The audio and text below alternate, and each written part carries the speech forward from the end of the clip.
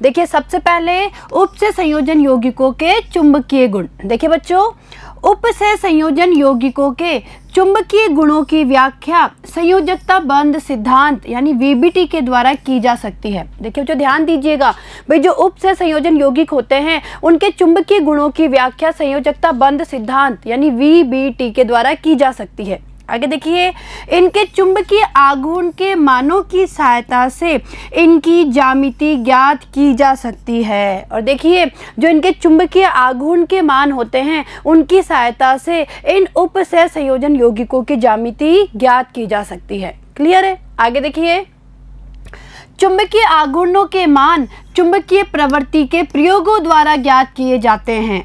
धातु आयन जिनके डी कक्षक का विन्यास D1 से D3 तक होता है, जैसे देखिए टाइटेनियम 3+, वेनेडियम 3+ तथा क्रोमियम 3+। तो देखिए बच्चों ध्यान दीजिएगा, भाई धातु आयन जिनके डी कक्षक का विन्यास D1 से D3 तक होता है, जैसे टाइटेनियम 3+ की बात करें तो टाइटेनियम 3+ का विन्यास क्या होता है D1, ठीक है।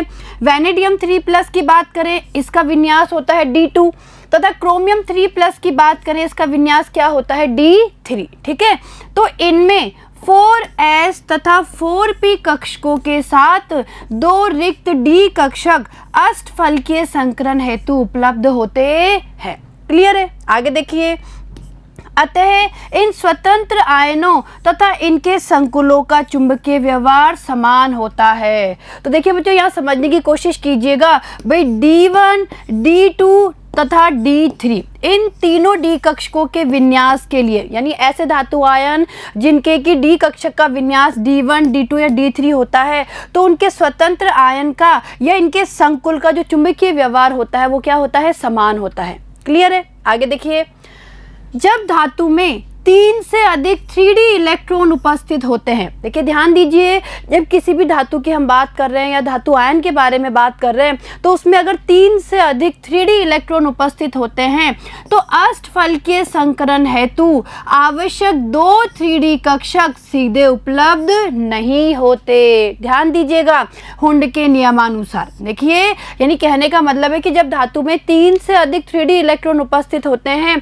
तो अष्टफलकीय संकरण के लिए आवश्यक 2 3D कक्षक हमें सीधे उपलब्ध नहीं होते हैं।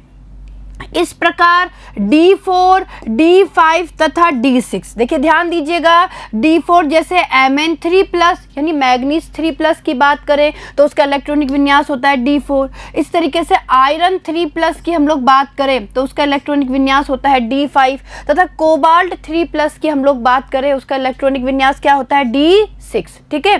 तो देखिए इस प्रकार D4, D5 तथा D6 के लिए 2 रिक्त D कक्षक केवल 3D इलेक्ट्रॉनों के युग्मित होने से प्राप्त होते हैं। तो देखिए बच्चों समझने वाली बात है कि D4, D5 तथा D6 अगर इस तरीके का विन्यास होता है तो जो 2 रिक्त D कक्षक प्राप्त होते हैं वो किस तरीके से प्राप्त होते हैं?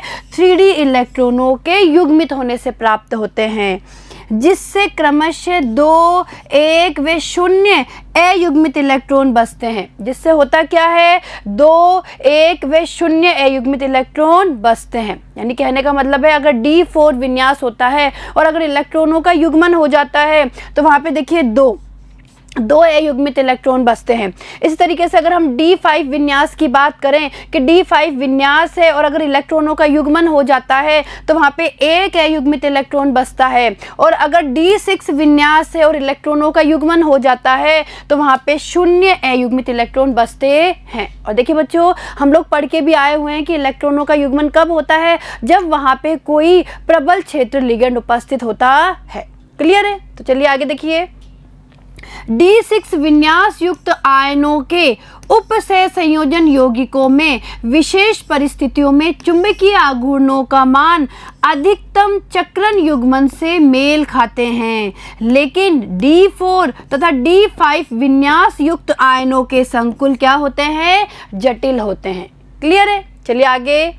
अब देखिए ये देखिए बेटा, ये कोई संकुल आयन हमें दिया हुआ है Mn ब्रैकेट में Cn6 और इस पूरे संकुल पे आवेश है 3-, यानी हमें कोई ऋणात्मक संकुल दिया हुआ है। और इस संकुल में देखिए, इस संकुल में जो मैग्नीज है Mn है वो 3+ ऑक्सीकरण अवस्था में है, देखिए, और इसका इलेक्ट्रॉनिक विन्यास क्या है 3d4। तो देखिए ये जो आयन है, भाई जो संकुल आयन है, इसका चुंबकीय आघूर्ण 2 अयुग्मित इलेक्ट्रॉनों के समान है, यानी इसका जो चुंबकीय आघूर्ण होता है वो दो अयुग्मित इलेक्ट्रॉनों के समान होता है। जबकि MnCl6 3-, यानी अगर इस संकुल आयन की बात करें तो इसका चुंबकीय आघूर्ण 4 अयुग्मित इलेक्ट्रॉनों के समान है। देखिए बच्चों, इसे समझने की कोशिश कीजिएगा। भाई यहाँ पे हमें 2 संकुल दिए गए हैं, एक तो दिया गया है MnCn6 3-, और दूसरा दिया गया है MnCl6 3-। और देखिए बच्चों, इन दोनों संकुलों की हम लोग बात करें तो इन दोनों संकुलों में ही जो मैग्नीज है Mn, जो मैग्नीज है वो +3 ऑक्सीकरण अवस्था में है, और दोनों में ही इलेक्ट्रॉनिक विन्यास क्या है 3d4 है, ठीक है। लेकिन देखिए यहाँ पे जो लिगेंड है साइनो, यानी जो साइनाइड लिगेंड है वो कैसा लिगेंड होता है, प्रबल क्षेत्र लिगेंड होता है। जबकि यहाँ पे जो लिगेंड है क्लोरीन, ये कैसा होता है, दुर्बल क्षेत्र लिगेंड होता है। यानी कहने का मतलब है कि यहाँ पे तो इलेक्ट्रॉनों का क्या हो जाता है, युग्मन हो जाता है, और इसीलिए इसका जो चुंबकीय आघूर्ण होता है वो दो अयुग्मित इलेक्ट्रॉनों के समान होता है। जबकि इसमें इलेक्ट्रॉनों का युग्मन नहीं होता है 3d4, यानी ये जो 4 इलेक्ट्रॉन है इनका युग्मन नहीं होता है, और इसी कारण से ये जो यौगिक है, यहाँ हम बोल सकते हैं कि ये जो संकुल आयन है इसका चुंबकीय आघूर्ण 4 अयुग्मित इलेक्ट्रॉनों के समान होता है। क्लियर है, आई बात समझ में। इसी तरीके से देखिए हमें ये एक और संकुल दिया गया है FeCN6 3-, यानी ये संकुल आयन हमें दिया हुआ है ऋणात्मक संकुल। इसमें देखिए आयरन Fe3+, यानी +3 ऑक्सीकरण अवस्था में है, और इलेक्ट्रॉनिक विन्यास क्या है 3d5। तो देखिए इस संकुल का चुंबकीय आघूर्ण एक अयुग्मित इलेक्ट्रॉन के कारण है, जबकि FeF6 और ब्रैकेट के बाहर क्या है 3-, यानी अगर इस संकुल आयन की बात करें तो इसका चुंबकीय आघूर्ण 5 अयुग्मित इलेक्ट्रॉनों के बराबर है। तो देखिए बच्चों, इसका कारण भी यही है। देखिए समझने की कोशिश कीजिएगा। देखिए बच्चों, हमें यहाँ पे आयरन के 2 संकुल दिए गए हैं, एक तो दिया गया है FeCN6 3-, ठीक है, और दूसरा हमें संकुल दिया गया है FeF6 3-। ये हमें 2 संकुल दिए गए हैं। देखिए एक संकुल ये है और एक ये है, यानी ये हमें कोई ऋणात्मक संकुल आयन दिए गए हैं। और इन दोनों की अगर हम लोग बात करें तो दोनों में ही आयरन 3+ ऑक्सीकरण अवस्था में है, और इन दोनों ही परिस्थिति में जो विन्यास है, यानी आयरन 3+ का जो विन्यास है वो क्या है 3d5, और इसमें भी क्या है 3d5। क्लियर है। लेकिन देखिए बच्चों, समझने की कोशिश करिए कि यहाँ पे तो लिगेंड कैसा है, प्रबल क्षेत्र लिगेंड है, और यहाँ पे देखिए जो ये फ्लोरीन है, यानी जो फ्लोरो है हमारा जो लिगेंड है वो दुर्बल क्षेत्र लिगेंड है। यानी कहने का मतलब है कि यहाँ पे क्या होगा, जो 3d5 जो ये इलेक्ट्रॉन है इनका क्या हो जाएगा, युग्मन हो जाएगा, ठीक है। और यहाँ पे ये दुर्बल क्षेत्र लिगेंड है तो यहाँ पे इन इलेक्ट्रॉनों का युग्मन नहीं होगा, और इसी कारण से ये जो हमारा ये वाला जो संकुल आयन है इसका चुंबकीय आघूर्ण एक अयुग्मित इलेक्ट्रॉन के कारण होता है, जबकि इसका जो चुंबकीय आघूर्ण होता है वो 5 अयुग्मित इलेक्ट्रॉनों के कारण होता है, या हम बोल सकते हैं कि 5 अयुग्मित इलेक्ट्रॉनों के बराबर इसका चुंबकीय आघूर्ण होता है। क्लियर है। तो ये कंसेप्ट आपको समझ में आया होगा। भाई इसमें तो क्या हो जाएगा, इलेक्ट्रॉनों का युग्मन हो जाएगा, जबकि यहाँ पे इलेक्ट्रॉनों का युग्मन नहीं होगा। ठीक है बच्चों, चलिए आगे देखिए। अब आगे देखिए, इसी तरीके से देखिए हमें एक और संकुल आयन दिया गया है। देखिए COF6 और इस संकुल पे आवेश है 3-, यानी ये एक और हमें ऋणात्मक संकुल दिया गया है। और देखिए यह 4 अयुग्मित इलेक्ट्रॉन युक्त अनुचुंबकीय संकुल आयन है। देखिए बच्चों, समझने की कोशिश कीजिएगा कि ये जो हमें संकुल आयन दिया गया है ये 4 अयुग्मित इलेक्ट्रॉन युक्त अनुचुंबकीय संकुल आयन है। भाई अनुचुंबकीय क्यों है, क्योंकि इसमें अयुग्मित इलेक्ट्रॉन उपस्थित है।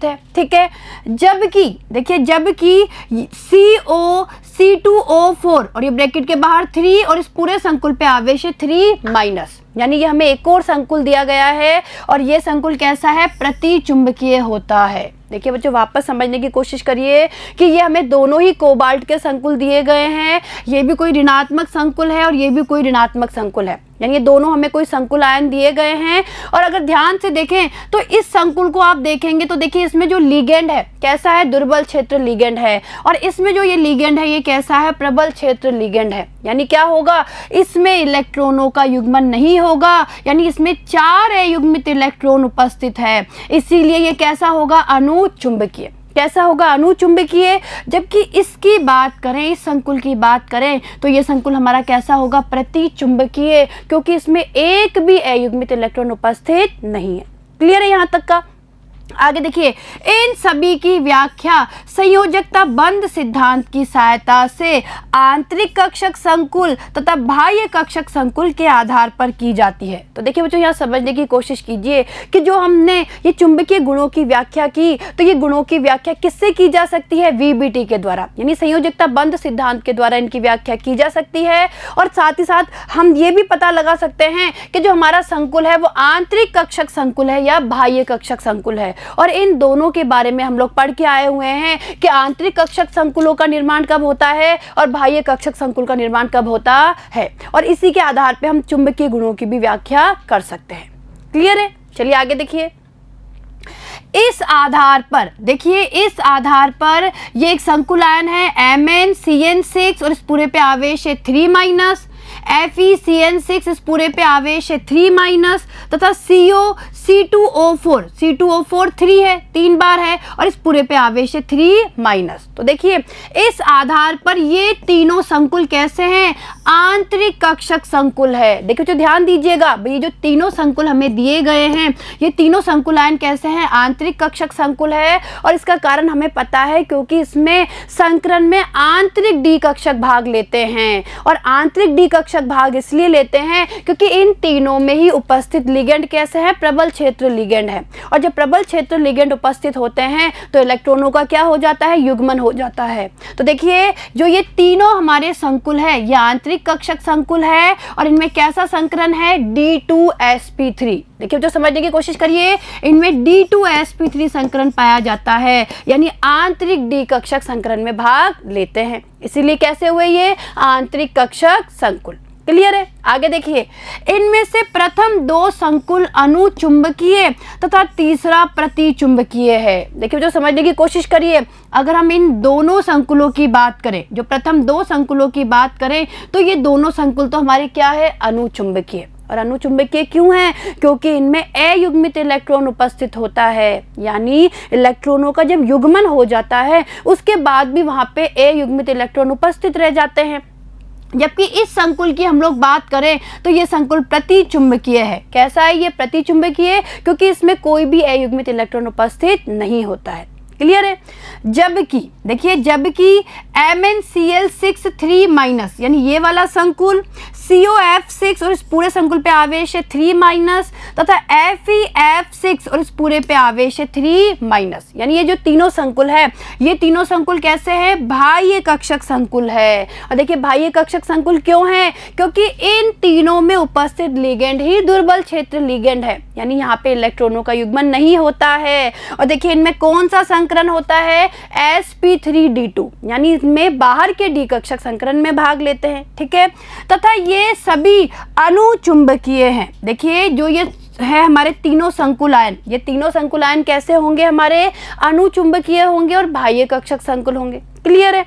जिनमें क्रमशः 4, 4, 5 अयुग्मित इलेक्ट्रॉन है। तो देखिए बच्चों ये अनुचुंबकीय क्यों हैं, क्योंकि इनमें अयुग्मित इलेक्ट्रॉन उपस्थित है। और देखिए इसमें 4 अयुग्मित इलेक्ट्रॉन उपस्थित है, इसकी बात की जाए इसमें भी 4 अयुग्मित इलेक्ट्रॉन उपस्थित है, और इसमें 5 अयुग्मित इलेक्ट्रॉन उपस्थित है। और देखिए इसमें अगर हम लोग बात करें तो इसमें मैग्नीज +3 ऑक्सीकरण अवस्था में है। ठीक है, इसकी हम लोग बात करें, इसमें देखिए कोबाल्ट +3 ऑक्सीकरण अवस्था में उपस्थित है, और इसकी हम लोग बात करें तो इसमें आयरन +3 ऑक्सीकरण अवस्था में उपस्थित है। क्लियर है? तो इससे हमें ये पता लग जाएगा कि इसमें कितने अयुग्मित इलेक्ट्रॉन है, 4, इसमें भी कितने अयुग्मित इलेक्ट्रॉन है, 4, और इसमें कितने अयुग्मित इलेक्ट्रॉन है, 5। क्लियर है। तो देखिए बच्चों, ये चुंबकीय गुण आपको समझ में आए होंगे। और देखिए इसके बारे में हम लोगों ने पढ़ा भी है कि अगर मान लीजिए किसी भी संकुल की हम लोग बात करें और संकुल में कोई भी अयुग्मित इलेक्ट्रॉन उपस्थित होता है, चाहे एक ही अयुग्मित इलेक्ट्रॉन उपस्थित हो, तो वो संकुल हमारा कैसा होता है, अनुचुंबकीय होता है। और यदि किसी संकुल में एक भी अयुग्मित इलेक्ट्रॉन उपस्थित नहीं होता है तो वो संकुल हमारा प्रतिचुंबकीय होता है। और देखिए इस तरीके से हम संयोजकता बंध सिद्धांत के द्वारा हमारे उपसय संयोजन यौगिकों के चुंबकीय गुणों की व्याख्या कर सकते हैं। और देखिए बच्चों, ये आपको समझ में आया होगा और इनकी आप प्रैक्टिस करिए। ठीक है, चलिए आगे देखिए। अब देखिए उपसय संयोजन यौगिकों के रंग। तो देखिए बच्चों, अब हम लोग बात करेंगे उपसय संयोजन यौगिकों के रंग के बारे में। तो देखिए, जब श्वेत प्रकाश को किसी प्रतिदर्श में से गुजारा जाता है तो उसका कुछ भाग अवशोषित हो जाता है, अतः इससे बाहर निकलने वाला प्रकाश श्वेत नहीं होता तथा अवशोषित रंग का पूरक रंग ही संकुल का क्या होता है, रंग होता है। देखिए बच्चों, समझने की कोशिश करिए कि जब सफेद प्रकाश को, या हम बोल सकते हैं श्वेत प्रकाश को किसी प्रतिदर्श में से या किसी संकुल में से गुजारा जाता है तो उसका कुछ भाग क्या हो जाता है, अवशोषित हो जाता है। यानी हम क्या कह सकते हैं कि अब बाहर निकलने वाला जो प्रकाश होता है वो श्वेत नहीं होता है, और जो अवशोषित रंग है, यानी जो रंग अवशोषित किया गया है, उसका पूरक रंग ही संकुल का क्या होता है, रंग होता है। क्लियर है, आगे देखिए। यह पूरक रंग अवशेष तरंग दैर्घ्य द्वारा उत्पन्न होता है। जैसे संकुल द्वारा हरा रंग अवशोषित होने पर पदार्थ लाल रंग का दिखाई देता है। देखिए बच्चों, समझने की कोशिश करना कि अगर किसी भी संकुल के द्वारा हरे रंग का अवशोषण कर लिया जाता है तो वो पदार्थ हमें कैसा दिखाई देता है, लाल रंग का दिखाई देता है। यानी देखिए बच्चों, यहाँ से हमें ये चीज़ समझ में आई है कि कोई भी पदार्थ, या हम बात करें किसी भी संकुल की, तो संकुल श्वेत प्रकाश के जिस रंग को अवशोषित करता है उसका पूरक रंग ही उसका क्या होगा, रंग होगा। क्लियर है, तो ये बात आपको समझ में आई होगी। चलिए आगे देखिए। अब देखिए, क्रिस्टल क्षेत्र सिद्धांत द्वारा उपसय संयोजन यौगिकों के रंग की व्याख्या की जा सकती है। अब देखिए बच्चों, किसी भी संकुल यौगिक के अगर हम रंग की बात करें तो उसके रंग की व्याख्या CFT के द्वारा, CFT यानी क्रिस्टल फील्ड थ्योरी, यानी क्रिस्टल क्षेत्र सिद्धांत के द्वारा हम रंग की व्याख्या कर सकते हैं। और देखिए समझने की कोशिश करिए। इसके लिए बैंगनी संकुल, देखिए बैंगनी संकुल है ये हमारा टाइटेनियम का Ti, और ये देखिए ब्रैकेट में H2O6 3+, यानी ये कोई धनात्मक संकुल है। इसका हम उदाहरण लेते हैं, यानी इस संकुल की सहायता से हम रंग को समझ सकते हैं कि किस तरीके से किसी भी उपसय संयोजन यौगिकों का रंग होता है। तो देखिए, अगर हम इस संकुल की बात करें तो देखिए यह एक अष्टफलकीय संकुल है। देखिए बच्चों, ये कैसा संकुल है, अष्टफलकीय संकुल है जिसमें टाइटेनियम +3 ऑक्सीकरण अवस्था में होता है। देखिए बच्चों, समझने की कोशिश करिए। भाई जो हमें ये संकुल दिया हुआ है, अगर हम इस संकुल की बात करें, देखिए अगर हम इस संकुल की बात करें तो इसमें जो टाइटेनियम होता है वो कौन सी ऑक्सीकरण अवस्था में उपस्थित है, +3 ऑक्सीकरण अवस्था में उपस्थित है। और +3 ऑक्सीकरण अवस्था का मतलब है इसका इलेक्ट्रॉनिक विन्यास क्या है, 3D1। क्लियर है, तो देखिए यह एक अष्टफलकीय संकुल है जिसमें टाइटेनियम +3 ऑक्सीकरण अवस्था में होता है। ठीक है, तथा इसका इलेक्ट्रॉनिक विन्यास क्या है, 3D1। भाई मैंने आपको बताया ना इलेक्ट्रॉनिक विन्यास 3D1 है। अरे भाई हमें पता है टाइटेनियम कितने नंबर पे आता है, देखिए 22 नंबर पे आता है ना ये, तो इसका विन्यास क्या होगा, इसका अंतिम विन्यास होगा 3D2 4s2। क्लियर है, और हम बात कर रहे हैं टाइटेनियम +3 की, यानी 2 इलेक्ट्रॉन यहाँ से निकल जाएंगे, 1 इलेक्ट्रॉन यहाँ से निकल जाएगा, यानी टाइटेनियम +3 की हम लोग बात करें तो इलेक्ट्रॉनिक विन्यास हो जाएगा 3D1। क्लियर है, तो इस यहाँ पे देखिए इस संकुल आयन की हम लोग बात करें, इस धनात्मक संकुल की हम लोग बात करें तो देखिए इसमें टाइटेनियम +3 ऑक्सीकरण अवस्था में होता है, यानी इसका इलेक्ट्रॉनिक विन्यास क्या होता है, 3D1। ठीक है, आगे देखिए। टाइटेनियम 3+ के D कक्षक का एक इलेक्ट्रॉन संकुल की निम्नतम ऊर्जा अवस्था, जिसे हम क्या बोलते हैं, T2G कक्षक में है तथा EG कक्षक रिक्त है। देखिए बच्चों, समझने की कोशिश करिए कि टाइटेनियम 3+ के जो D कक्षक का जो एक इलेक्ट्रॉन है वो किस में होता है, वो निम्नतर ऊर्जा अवस्था यानी T2G में होता है। किस में होता है, T2G में होता है, और EG क्या होता है, रिक्त होता है। और देखिए बच्चों, ये हम लोग पढ़ के भी आए हुए हैं कि जब किसी भी धातु धातु आयन के पास में जब लिगेंड आते हैं तो जो धातु आयन के डी कक्षक है उनका क्या हो जाता है, विपाटन हो जाता है। तो देखिए यहाँ पे जो टाइटेनियम 3+ है, देखिए जो टाइटेनियम 3+ है इसमें भी यही होगा। देखिए बच्चों समझने की कोशिश करिए, यहाँ पे भी क्या होगा, जो डी कक्षक है, देखिए जो डी कक्षक है और हमें पता है कि इसका विन्यास क्या है, D1। भाई जो टाइटेनियम 3+ है इसका विन्यास क्या है, 3D1 है, यानी डी में एक इलेक्ट्रॉन है। और जैसे ही टाइटेनियम 3+ के पास में जल के अणु आएंगे यानी लिगेंड आएंगे तो इन डी कक्षकों का विपाटन हो जाएगा। उच्च ऊर्जा के तो हो जाएंगे Eg कक्षक और निम्न ऊर्जा के हो जाएंगे T2G कक्षक। देखिए बच्चों समझने की कोशिश करिए, ये उच्च ऊर्जा के तो हो गए Eg और ये निम्न ऊर्जा के क्या हो गए, T2G कक्षक हो गए। क्लियर है, यानी जो इलेक्ट्रॉन है ये एक इलेक्ट्रॉन है, ये किस में है, T2G में। ठीक है, तो क्या है देखिए, यानी टाइटेनियम 3+ के डी कक्षक का एक इलेक्ट्रॉन संकुल की निम्नतम ऊर्जा अवस्था यानी T2G कक्षक में है और Eg कक्षक कैसे है, रिक्त है। क्लियर है, यदि संकुल, देखिए समझिएगा, यदि संकुल पीले हरे क्षेत्र की ऊर्जा के संगत प्रकाश का अवशोषण करता है, देखिए बच्चों अगर ये क्या कर रहा है, प्रकाश का अवशोषण, और देखिए कौन से प्रकाश का, पीले हरे क्षेत्र की ऊर्जा के संगत प्रकाश का अगर अवशोषण करता है तो यह इलेक्ट्रॉन, देखिए जो ये इलेक्ट्रॉन है वो T2G से Eg कक्षक में उत्तेजित हो जाता है। देखिए बच्चों समझने की कोशिश करिए कि भाई जैसे ही ये प्रकाश का अवशोषण करता है, जो ये एक इलेक्ट्रॉन है ना T2G में, ये एक्साइटेड हो जाता है, उत्तेजित हो जाता है और उत्तेजित होकर कहाँ चल जाता है, ये इस Eg में चला जाता है। भाई ये यहाँ पे था पहले तो, ठीक है, जैसे प्रकाश का अवशोषण किया अभी किस में आ गया, Eg में आ गया। ठीक है, और जैसे ये इलेक्ट्रॉन अब Eg में आ गया, अब ये T2G कक्षक क्या हो गए, खाली हो गए। ठीक है, तो देखिए पढ़ते हैं हम आगे। तो देखिए T2G1 Eg0, देखिए बच्चों समझिए, भाई अगर हम अवशोषण से पहले की बात करें, जब प्रकाश का अवशोषण नहीं है तो हम इलेक्ट्रॉनिक विन्यास को क्या लिख सकते हैं, इधर देखिए हम ये लिख सकते हैं ना, T2G1 Eg0। भाई हमने क्या देखा, भाई जब निम्नतर ऊर्जा अवस्था होती है तो जो एक इलेक्ट्रॉन है वो T2G में होता है, हमने पढ़ा भी। देखिए बच्चों समझने की कोशिश करिए,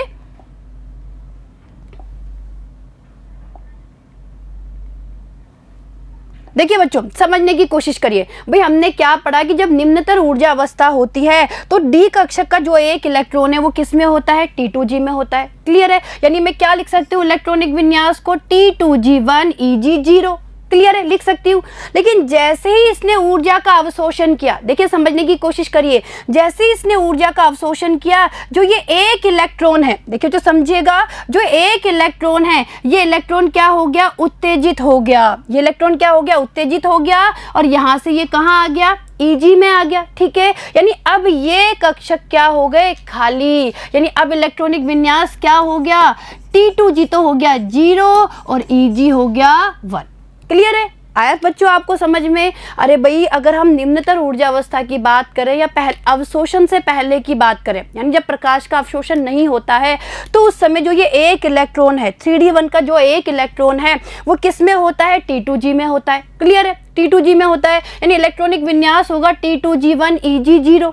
लेकिन जैसे ही ये प्रकाश का अवशोषण करता है, ये एक इलेक्ट्रॉन उत्तेजित होकर Eg में आ जाता है, उच्च ऊर्जा के कक्षक में आ जाता है और अब इलेक्ट्रॉनिक विन्यास हो जाता है T2G0 Eg1। ठीक है, तो देखिए हम दोबारा पढ़ लेते हैं।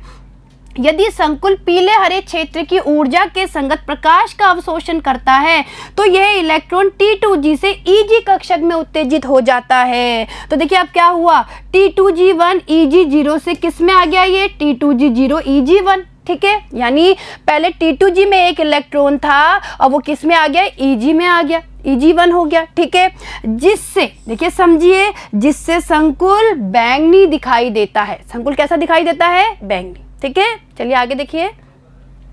क्रिस्टल क्षेत्र सिद्धांत के अनुसार उपसय संयोजन यौगिकों का रंग इलेक्ट्रॉन के संक्रमण के कारण होता है। देखिए बच्चों समझने की कोशिश करिए, भाई यहाँ पे हो क्या रहा है, इलेक्ट्रॉन का संक्रमण ही तो हो रहा है। निम्न ऊर्जा अवस्था से उच्च ऊर्जा अवस्था में इलेक्ट्रॉन संक्रमण कर रहा है और इस संक्रमण को नाम दिया जाता है DD संक्रमण। क्या बोलते हैं हम इसे, DD संक्रमण। ठीक है, तो देखिए बच्चों, क्रिस्टल क्षेत्र सिद्धांत के अनुसार जो उपसय संयोजन यौगिकों का रंग होता है वो इलेक्ट्रॉन के संक्रमण के कारण होता है।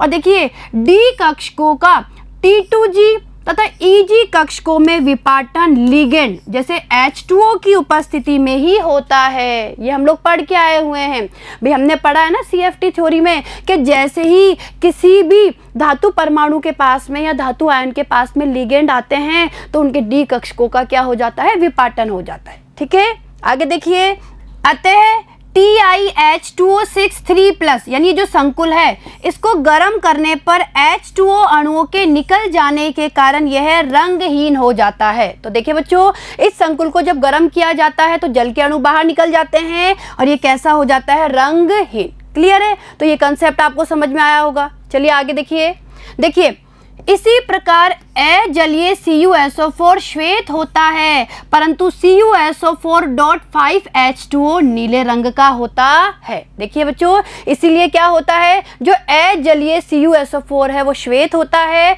जबकि CuSO4.5H2O कैसा होता है, नीले रंग का। ठीक है, तो देखिए आगे, विभिन्न रत्नों के रंग तथा कारण। तो देखिए बच्चों, अब हम पढ़ेंगे विभिन्न प्रकार के जो रत्न होते हैं उनके रंग को और उसके कारण को समझने की कोशिश करेंगे। तो देखिए माणिक्य, देखिए बच्चों माणिक्य को बोलते हैं रूबी। तो देखिए माणिक्य लगभग 0.5 से 1% क्रोमियम 3+ आयन युक्त Al2O3 यानी एल्यूमिनियम ऑक्साइड होता है। देखिए समझने की कोशिश करिए कि जो माणिक्य है यानी रूबी वो क्या होता है, 0.5 से 1% क्रोमियम 3+ आयन युक्त एल्यूमिनियम ऑक्साइड। ठीक है, जिसमें कहीं कहीं एल्यूमिनियम 3+ के स्थान पर क्रोमियम 3+ आयन अव्यवस्थित रूप में स्थित होते हैं। अर्थात एल्यूमिना के जालक में, देखिए समझने की कोशिश करिए, एल्यूमिना के जालक में समावेशित अष्टफलकीय क्रोमियम 3rd संकुल के रूप में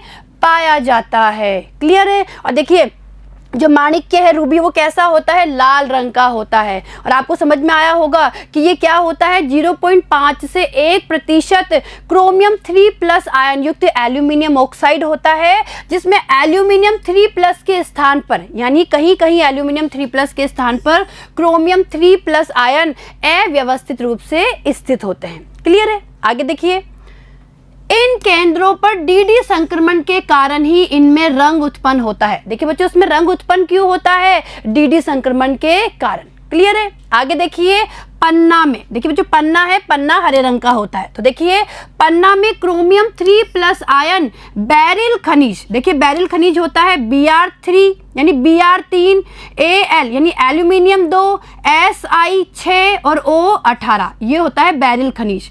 तो पन्ना में क्रोमियम 3+ आयन बेरिल खनिज में अष्टफलकीय स्थानों पर स्थित होते हैं। पन्ना का पीला, लाल तथा नीला अवशोषण बैंड उच्चतर तरंगदैर्घ्य की ओर विस्थापित हो जाता है, इसलिए पन्ने से हरे रंग के क्षेत्र वाला प्रकाश प्रसारित होता है। क्लियर है, तो ये कंसेप्ट भी आपको समझ में आया होगा। चलिए आगे देखिए, अब देखिए बच्चों क्रिस्टल क्षेत्र सिद्धांत की सीमाएं। देखिए बच्चों, अब हम क्रिस्टल क्षेत्र सिद्धांत की सीमाओं के बारे में अध्ययन करेंगे। तो देखिए ध्यान दीजिए, क्रिस्टल क्षेत्र सिद्धांत की सहायता से उपसह संयोजन यौगिकों का बनना, उनकी संरचना, रंग तथा चुंबकीय गुणों की व्याख्या आसानी से हो जाती है। फिर भी इसमें निम्नलिखित कमियां हैं। तो देखिए बच्चों क्या क्या कमियां हैं। पहली देखिए, इसमें लिगेंड को बिंदु आवेश माना गया है जिसके अनुसार ऋणात्मक लिगेंडों द्वारा D कक्षकों का विपाटन अधिक होना चाहिए जबकि वे दुर्बल क्षेत्र लिगेंड होते हैं। ठीक है, आगे देखिए, दूसरा देखिए, यह सिद्धांत स्थिर विद्युत मॉडल पर आधारित है जिसके अनुसार धातु व लिगेंड के मध्य आयनिक बंध होते हैं। देखिए बच्चों, ये इसकी सबसे बड़ी कमी है। जो CFT थ्योरी है, जो क्रिस्टल क्षेत्र सिद्धांत है, उसकी सबसे बड़ी कमी यही है कि यह सिद्धांत स्थिर विद्युत मॉडल पर आधारित है जिसके अनुसार ये माना गया है कि धातु और लिगेंड के बीच में आयनिक बंध होता है। क्लियर है। तीसरा देखिए, इससे केंद्रीय परमाणु तथा लिगेंड के मध्य बंध के सह संयोजक गुण की व्याख्या नहीं होती। ठीक है, और चौथा देखिए, चौथी कमी क्या है, लिगेंडों की प्रबलता की व्याख्या नहीं होती है। क्लियर है? तो देखिए बच्चों, आज का जो टॉपिक है आपको समझ में आया होगा। और देखिए आज हम लोगों ने चुंबकीय गुणों के बारे में और रंग के बारे में अध्ययन किया। तो देखिए बच्चों, इन टॉपिक्स को आप बहुत अच्छे से तैयार करिए, परीक्षा में ये पूछे जाते हैं। और अब आगे आने वाले वीडियो में हम लोग धातु कार्बोनिलों में आबंधन के बारे में और उपसे संयोजन यौगिकों के महत्व व अनुप्रयोग के बारे में अध्ययन करेंगे। ठीक है, धन्यवाद।